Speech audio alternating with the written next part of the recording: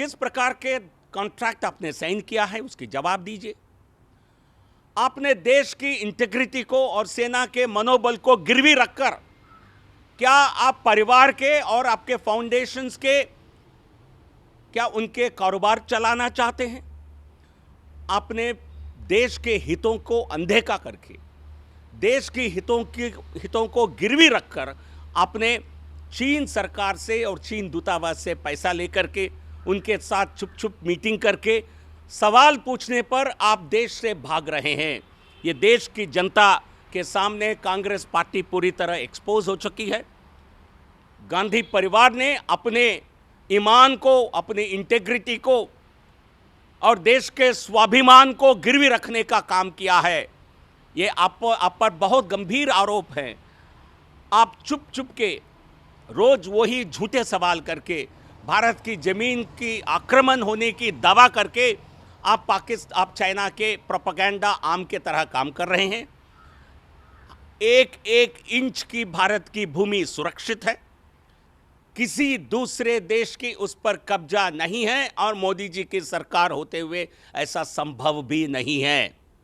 यदि किसी का आक्रमण हुआ है, ये गांधी परिवार का, उनकी इंटेग्रिटी का आक्रमण हुआ है।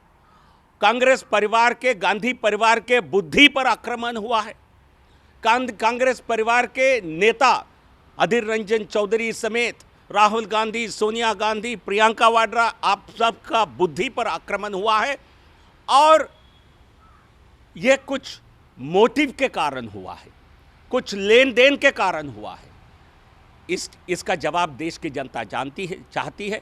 झूठ बोल करके राहुल गांधी, सोनिया गांधी, प्रियंका वाड्रा देश को जवाब देने से नहीं भाग सकते हैं। आपको देश को जवाब देना होगा। एक तरह विदेश से पैसा लेना, दूसरी तरह सरकार में जो prime minister national relief fund है, जो आपदा में लोगों को सहायता देने के लिए जो फंड होती है, उसको हड़पने का काम आपने किया है।